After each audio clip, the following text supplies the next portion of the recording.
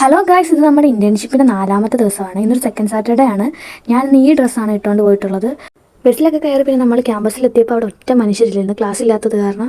ഇത് പിന്നെ language department ആണ്. എന്ത് വലുതാന്ന് നോക്കിയാൽ ഞങ്ങളുടെ ഒരു കോളേജിൻ്റെ അത്ര തന്നെ ഉണ്ട്. പിന്നെ ഇത് ചോലയാണ്. ഇവിടെ ഇരിക്കാൻ നല്ല സുഖമാണ്. ഇതാണ് നമ്മുടെ ഡിപ്പാർട്ട്മെൻറ്റ്. ക്ലാസ്സിൽ കയറുന്നതിന് മുന്നേ തന്നെ നമ്മൾ വാട്ടർ ബോട്ടിലൊക്കെ ഫില്ല് ചെയ്യാൻ വേണ്ടി പോയതായിരുന്നു. ലോകസുന്ദരിയാണ് വിചാരം. ഫസ്റ്റ് ക്ലാസ് നമ്മൾ സെറാമിക്സിനെ പറ്റി അന്ന് രാജസാറാണ് എടുത്തത്. ബ്രേക്ക് ടൈമിൽ പിന്നെ നമ്മൾ ചായയൊക്കെ കുടിച്ചൊന്ന് റിലാക്സ് ആയി. പിന്നെ ഉച്ചക്കത്തെ ഫുഡൊക്കെ കഴിച്ച് അത് കഴിഞ്ഞ് നമുക്ക് പ്രാക്ടിക്കൽ സെക്ഷൻ ആയിരുന്നേ.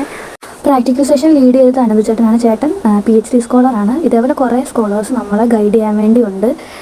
ഫസ്റ്റ് നമുക്ക് ഇതെല്ലാം എക്സ്പ്ലെയിൻ ചെയ്ത് പറഞ്ഞു തരുമായിരുന്നു. ഉച്ചയ്ക്ക് പിന്നെ വിശന്നപ്പോൾ റോഡ് ക്രോസ് ചെയ്ത് നോർത്ത് ക്യാമ്പസിൻ്റെ അടുത്ത് തന്നെ ഈ റോഡ് റോളർ എന്ന് പറഞ്ഞ വണ്ടിക്കകത്ത് ഫുഡ് വിൽക്കുന്നുണ്ട്. പിന്നെ ഞാനൊരു എഗ് റോൾ മേടിച്ച് കഴിച്ചു.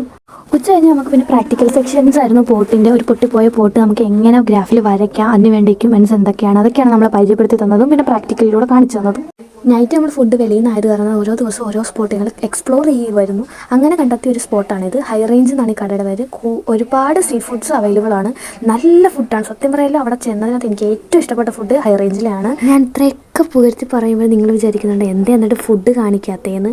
സത്യം പറഞ്ഞാൽ എൻ്റെ ഫോൺ ചതിച്ചു ഗൈസ്. ഒരുപാട് വീഡിയോസും ഫോട്ടോസും ഫോണിലുള്ളത് കാരണം തന്നെ എൻ്റെ വീഡിയോ എടുത്തതാണെങ്കിൽ അത് ഓണായില്ല ഗൈസ്. റൂമിൽ തിരിച്ച് ചെന്നപ്പോഴാണെങ്കിൽ മനസ്സിലായി ഫുഡിൻ്റെ വീഡിയോ എടുക്കാൻ മറന്നുപോയി. പിന്നെ എനിക്ക് സങ്കടമായി. പിന്നെ സാരമില്ല. അപ്പോൾ ഇന്നത്തെ വീഡിയോ ഇത്രയുള്ളൂ. ടാറ്റാ.